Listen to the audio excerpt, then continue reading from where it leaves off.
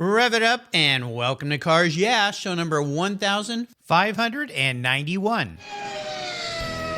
This is Cars Yeah, where you'll enjoy interviews with inspiring automotive enthusiasts. Mark Green is here to provide you with a fuel injection of automotive inspiration. So get in, sit down, buckle up, and get ready for a wild ride here on Cars Yeah.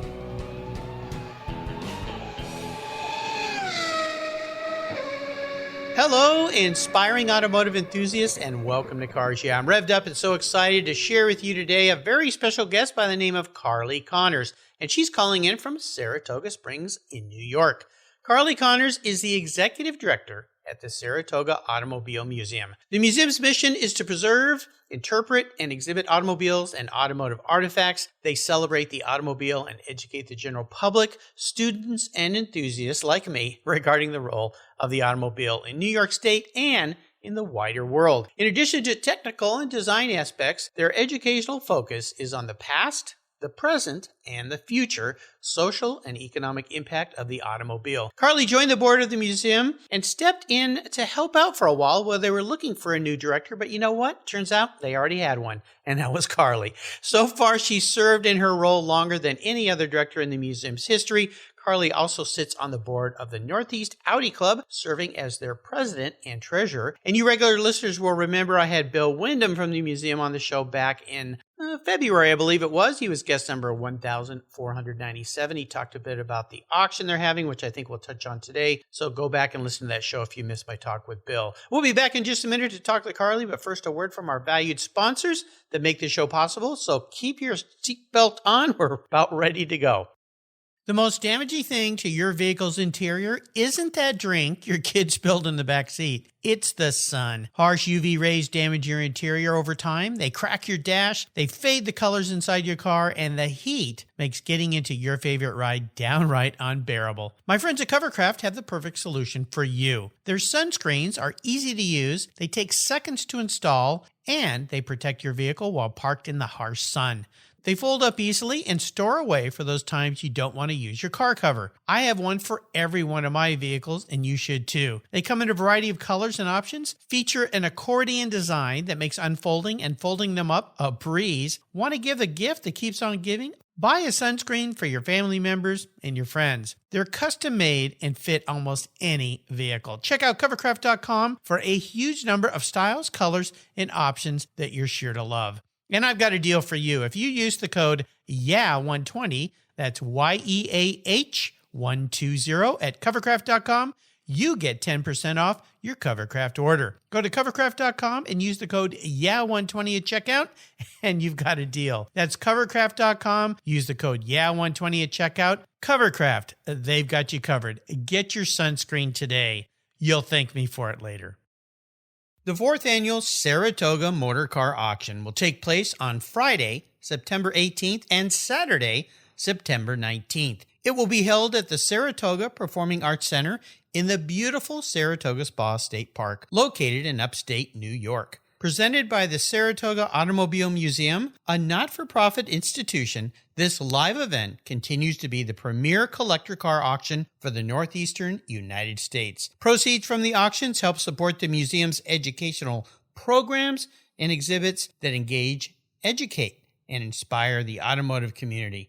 To consign your vehicle, view current inventory, and register to bid, visit SaratogaMotorCarAuctions.org. There you can learn how finance partner JJ Best Bank and insurer partner Haggerty can help put you in your dream vehicle. That's SaratogaMotorCarAuctions.org. So, what do you do after running a race team for 27 years with over 100 podiums, multiple Daytona wins, and a win at Le Mans? Well, if you're a racer and the Racers Group team owner Kevin Buckler, you start Adobe Road Winery. It's located in Petaluma, California, and he and his team have created a winning combination with the Racing Series, 4 ultra-premium red wine blends that are in a class of their own. Like racing, these wines comprise of art, precision, engineering, science, wrapped in a whole lot of fun. You can choose from 4 blends titled Redline, Apex, Shift, and the 24. Today, I'm going to talk about Shift. This wine was awarded 93 points by Robert Parker's Wine Advocate. It's balanced and spicy with dark blueberries and a cigar aroma. The unique bottle shape features a vintage-inspired metal gated shift back with carbon fiber, and the cork is topped with a 5-speed shift knob. That's right.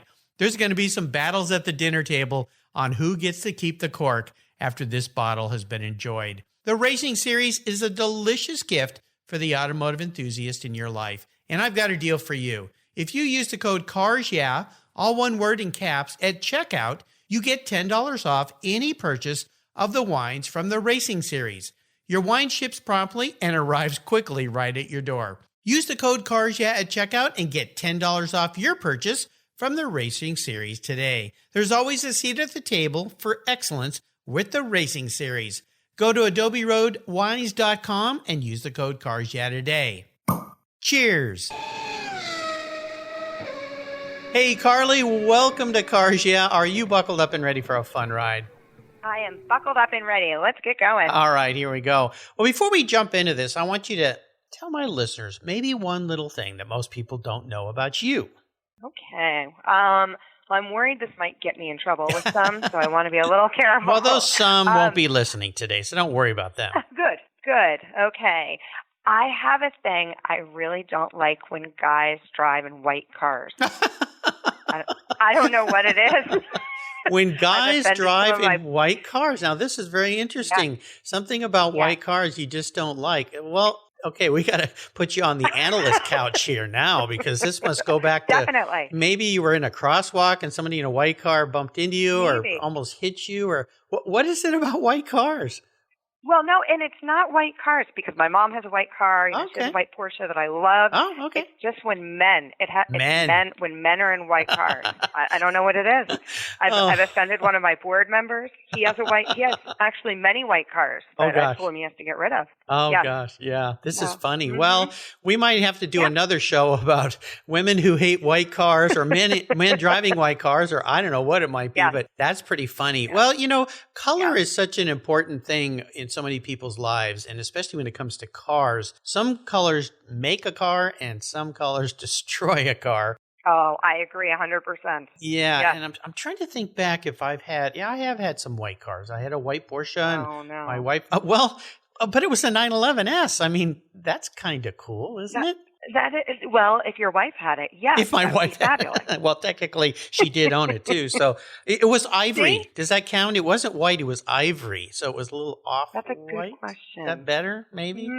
That's a little, no, not really. No, okay. Well, I will tell you this. The first white car my wife and I ever bought together when we first got married was her car. It was a Jetta GLI, but she drove it most of the time. So See, it was her car. That's fine. That's fine. Okay, that's very interesting. But Mark, you can't have a white car. Okay, no, I don't. Nope, I've got a metallic orange car and a silver car, and I've had cars red and all sorts of different colors. But I think I've only had that one white one, if I can remember right. So, I'm kind of safe, but that car's long gone. So this is funny. You're safe. You're safe.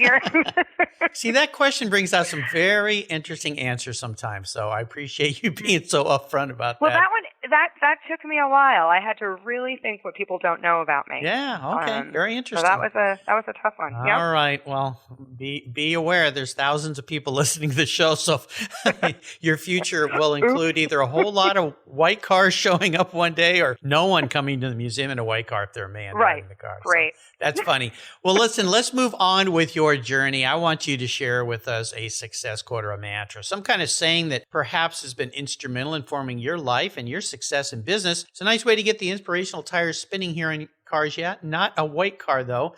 Well, I'm not driving it. You might be. So, Carly, take the wheel. White cars. That's funny. I think something that's very important to me, and I actually on the top, we have a weekly staff meeting. It's on the top of all of our agendas.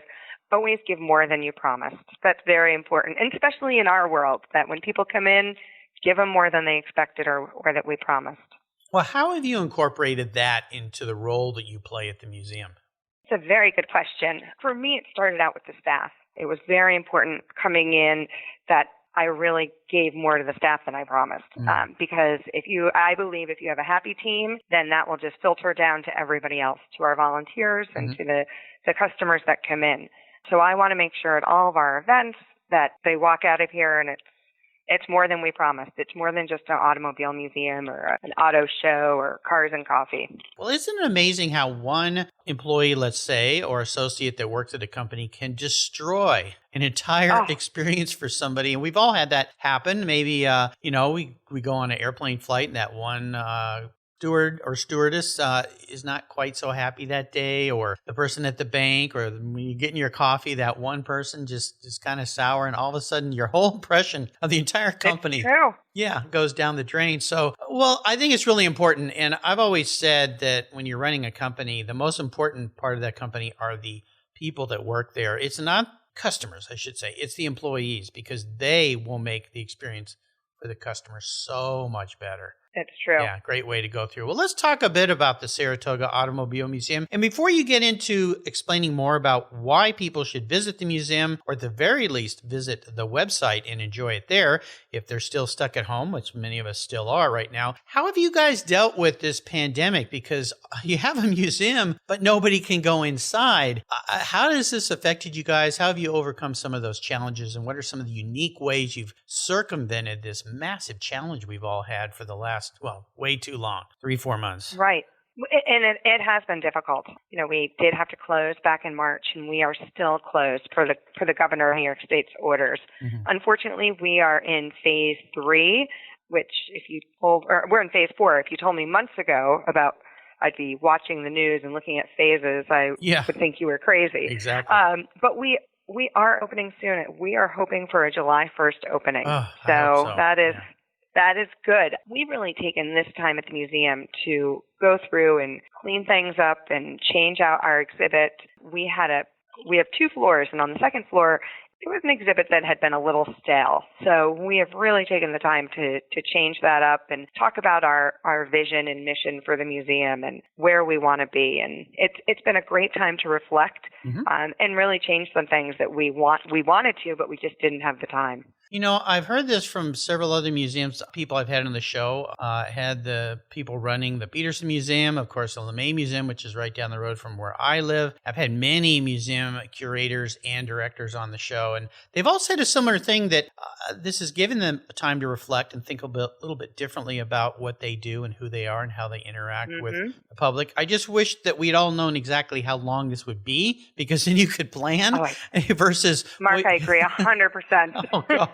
Well, and this is another good lesson, I think, for many people, is you never know how long you might be down. So try to kind of just work in phases. That's what I've heard from other people. So as you guys have gone through this, obviously you can still go into museum. You have protocol with keeping your employees safe, distance from each other. Correct. And so forth. So I think it's fantastic. So when people return, what are some of the new things that they're going to see there? Well, so we have a whole new exhibit downstairs, and it's cars of the Dyson in Dyson Racing. So Chris and Rob Dyson have given us 15 to 16 cars that will all be on display. Wow. And they are just fabulous. Everything from their race cars to Model Ts that they own to a fire truck. So it's a really diverse group of cars or vehicles that really will attract almost anybody.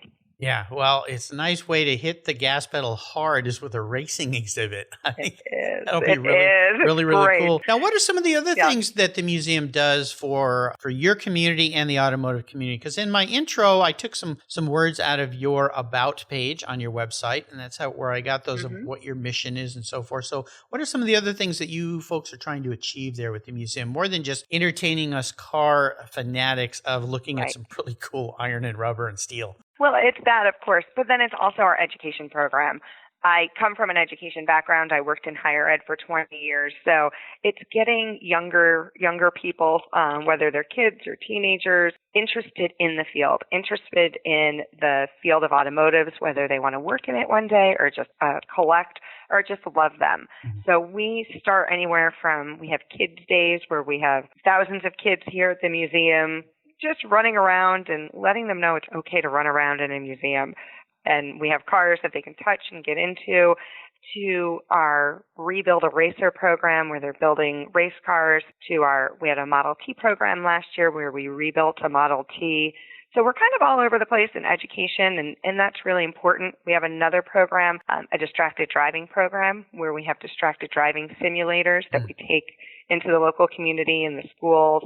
And that to me has been fabulous to see kids on these simulators and what the reactions that they have. And then also the parents, and how many times we hear that the kids aren't distracted as much as the parents are sometimes. Yeah. You be quiet back there. I'm going to pull this car over. How many times did I hear that? Right. Right. Oh, it's so true. Oh my gosh. Yeah, absolutely. That's why we had one of those Vista Cruiser station wagons when I was a kid. My sister and I rode in the way back, looking out the back window. Yes, so, loved those. Little did we know we were in the crush zone if we ever got rear-ended. Oh my gosh, you didn't think about that, but it was sure fun when we were a kid. Well, this is something I think is important. I'm actually being interviewed this afternoon by a gentleman who's part of a car club who wants to talk about how can we bring more young people into the automotive sector, into clubs, because those of us like me, and I'll speak only for myself, not for Carly. I'm an older guy. So as we older folks, our baby boomers age out, how do we keep the car hobby interesting for people? So are there some ways that you guys have been doing that I might be able to add to my talk this afternoon to sound like I know what I'm talking about, to keep this interesting for young people so these old cars don't end up just being put away forever and never enjoyed? I think it's important to listen to the young people and see what they are interested in. We recently went to a car museum with my 10-year-old, and he said, a lot of old cars here. So what we've done is we've gotten him involved. He is interested in flashy and new and fast cars. Yeah. And we've gotten him interested in those. And then when he learns more about those, then that gives him a better appreciation for the older cars. For the history. Once he learns, yep, exactly. So, we had a problem with some of our board members. We had a tuners group who wanted to come and do a car show. Mm-hmm. And some of our board members said, no, we don't want the tuners to come in. But we brought them in and embraced them. They had the largest group we've ever had. Of course. They left. They cleaned everything up. They were fabulous. And now they've really gotten interested in the museum. They help us with projects, and they are getting interested in some of the older cars. Yeah. So I think it's going and finding out what they're interested in, and then opening up the doors for other options. It's so important. It goes back to Stephen Covey's 7 Habits book, which I love so much. Habit 5, First listen to understand, then speak to be understood. And exactly what you just said, listen to others. What are their interests? And I'm seeing this in clubs, and it's worrying me because it's the old school. That's the way we've always done it. We've never had those tuner crazy people here before. Why would we want them here? Well, they're your future. They're the ones who are going to be running this museum. You've got to include them. I'm so happy to hear that that's happened. Well, you give me a couple ideas for this afternoon's interview, so I appreciate that because the mic's going to be problem. Glad I could help. Going to be flipped on me a little bit. I always like to ask my guests for a challenge, and we've touched on that a little bit with bringing young people in. Of course, the pandemic situation, massive challenge. None of us saw this one coming. So I want you to take us down a road of a huge challenge, or maybe even a failure you've had in your life or your career, something that really kind of tested you, but more importantly, what was the lesson learned and how did you come out of that in a positive way? I think it was here at the museum, actually. We are so lucky to have the board that we have and the volunteers, but we have not been lucky with executive directors, and we've had 17 executive directors in 18 years. Oh my gosh. And so just... That's not a good number. Yeah. That's not a good number. No. So coming in and kind of knowing that, and the community knowing that. And when I told people what I was doing, my friends that knew the museum, they said, "You're crazy. You're going to be number 18, Number 18, yeah. Yeah. And 19 will be right behind you. Yeah. And so that was a challenge. And also having the staff trust me and the board trust me, that once I decided, I was going to stay in this role to fight an uphill battle of staying and letting just everybody know that we can do this together. And so much turnover, it's hard to get anything done. So it was a reputation that I really had to overcome for the museum and for myself. So I think that was the most difficult.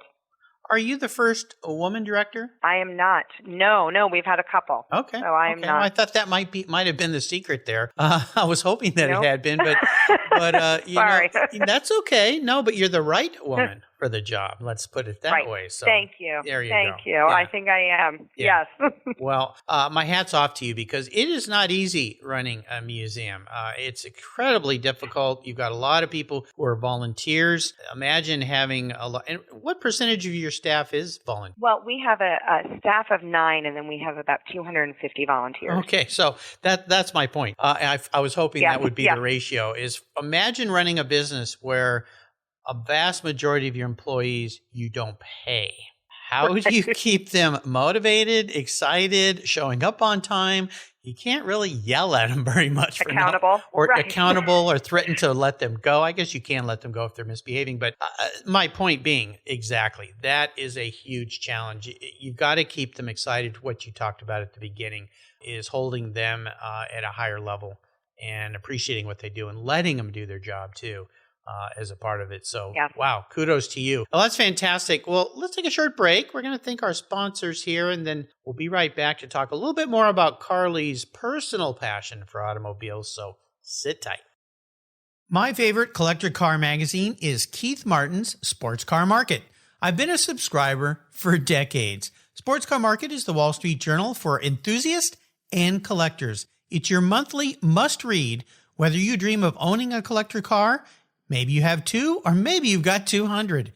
Sports Car Market has been around for 31 years, and it's filled with valuable articles, intelligent write-ups, and the latest auction sales. Go to sportscarmarket.com and subscribe today. And don't miss my weekly podcast with Keith Martin titled Buy, Sell, Hold. It's the essence of collecting. We talk to the movers and shakers in the collector car world.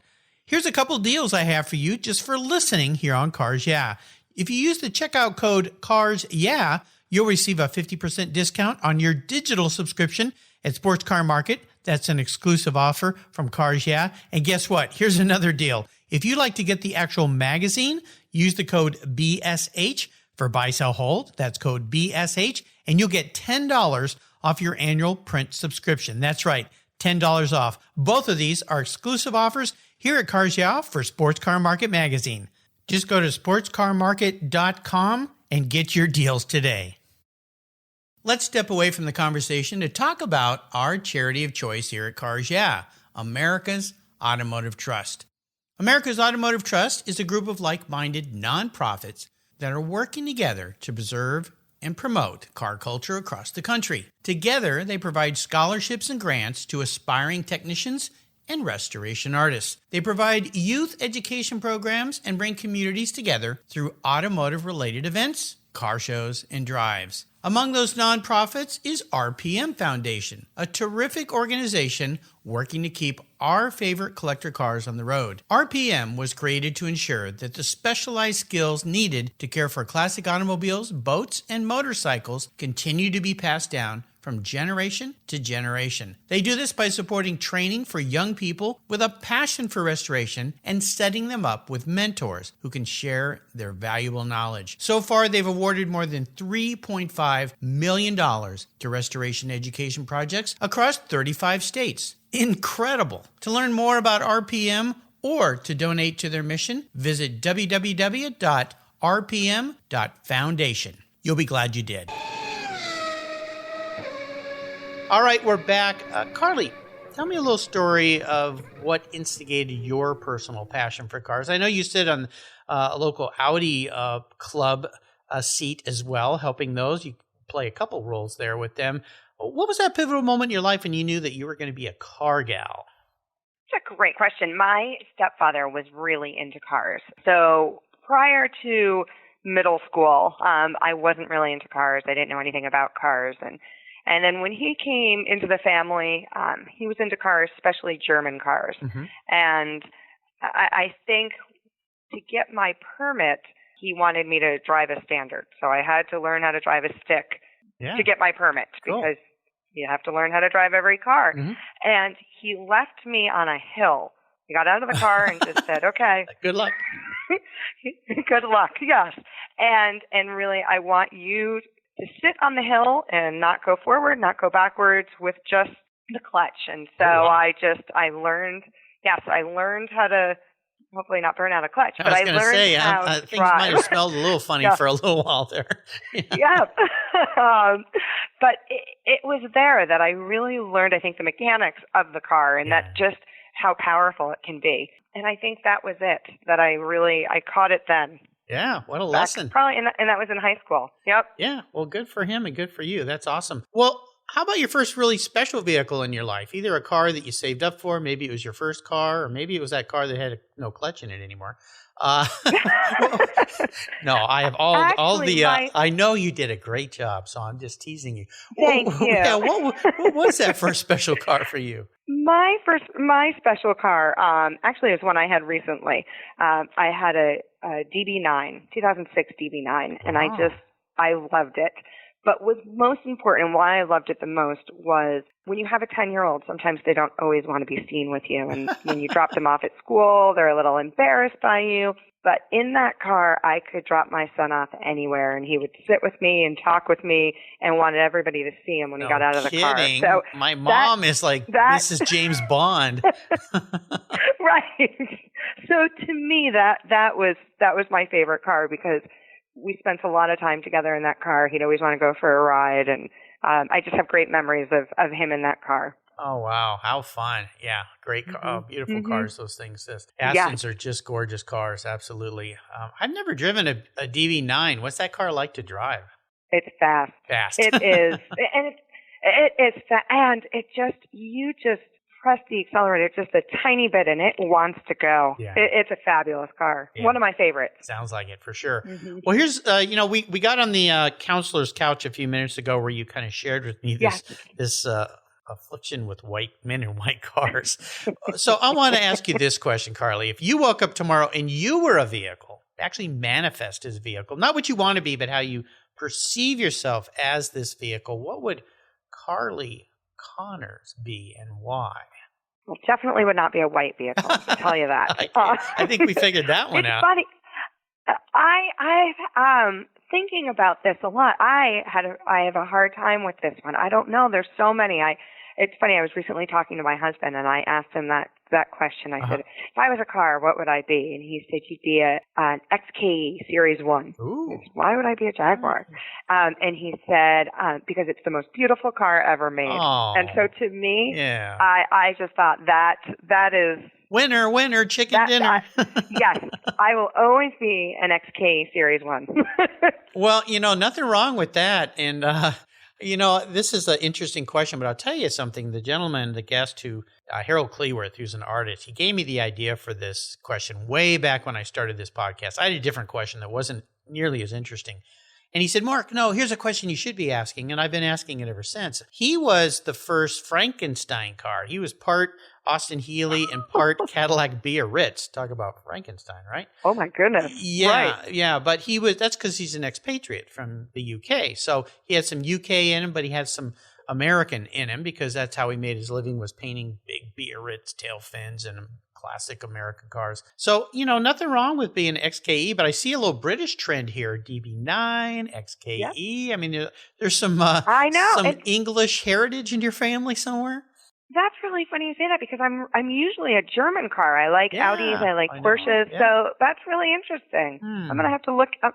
I'll have to get back on the couch and talk about that we got to get another time. Another time we'll have you back, get your feelings out a little bit so we can explain why that is. But am I German? Am I English? I know, yeah. Well, your husband's a smart guy to answer the question that way. I know that much. Yes. All right. We're entering what I call the last lap. I'm going to fire off some questions and have you give us some quick blips of that XKE throttle. Gosh, I agree with him. One of the most beautiful cars ever built for sure. That's the car that got me started with my passion is the XKE. All right. What's one of your personal habits you believe has contributed to your many successes in your life? Two things. Always make sure exercise is the most important thing of the day. And the second is make a list of what you're going to accomplish for the day and check it all off by the end of the day. Those are my two. Yeah. Great ways to go through the day. If I could arrange for you to have a drink or a meal with anyone in the automotive industry, living or deceased, who would it be? And I've done it before, but one of my favorites is Ken Gross. Oh, yeah. I just love Ken. Every time I talk with him, he is so knowledgeable about cars and knows everything, but is so understated. Doesn't like to brag, but just knows so much. Every time I talk to him, I just really enjoy it. Ken's been a guest here on Cars, yeah, and he's going to be a future guest on a second podcast that I do with Keith Martin called Buy, Sell, Hold, where we talk to people in the automotive industry. So he's an upcoming guest on that show as well. He might not even know that yet, but he's going to be. How about I think by the time this show airs, he should know that by then, because I think I just sent him an email this morning. So it's funny you mentioned his name. Now, how about a resource for people? I kind of think I know what the answer to this one might be. A good go-to for people, or a go-to for you? Well, definitely our website, the Saratoga Automobile Museum, is a fabulous one. And we just started putting out a new magazine called Horsepower, which is just amazing. So I will get you one of those, but it's also on our website. So that's one of my favorites. Okay, absolutely. How about a book? Is there a book that you've read that you think our listeners would enjoy reading as well? I bet you've heard this a million times, and especially before it was a movie, but The Art of Racing in the Rain. Just one of my favorites. Yeah, it's the most recommended book here on Cars. Yeah, Gar Stein lives up here in the Pacific Northwest where I live. He's been a guest on the show here, so if you want to go back, you can find his show on the Cars website, where he talks about the book and kind of some deeper meanings in the book. And at the time he was on the show, the movie didn't exist yet. But he talk about that they're working on that. Of course, now it's come out. Really fun movie, but the book is way better than the movie. Goes much more in depth. Oh my more goodness! Interesting. So much better. Yeah. And also, for those listeners that maybe say they don't have time to read, get the audio version of the book. It's really well done. The voice of the person. Is it? Yeah, it's really good. It's really good. I was listening to it working in my side yard one day, and that book is a tearjerker, and it was jerking some tears out of my eyeballs. And my neighbor walked out. And I looked up, and she goes, "What's wrong? Did something happen?" I'm not going to say what was wrong because I don't want to give it away. But then I said, I'm listening to The Art of Racing in the Rain. And she's like, "Oh, Mark, you're such a car guy," and walked away. So, yeah, absolutely. It's a great, great book. So give it a listen. And go back and listen to my talk with Garth. Really cool. I will. I definitely will. You know, Garth's also done some kids' cartoon books as well about Enzo, the dog. So if you've got kids out there, go to his website. I'll put a link on Carly's show notes page where you can go and find those books. They're really fun. They might be a little bit that would be great. too little kiddish for your 9. Your son's 9? 9 or 10? 10. Okay. Yeah, it might be a little bit too young for him, but if you've got somebody in your family, or maybe for the bookstore there at the museum. Yep. That would be great. All right.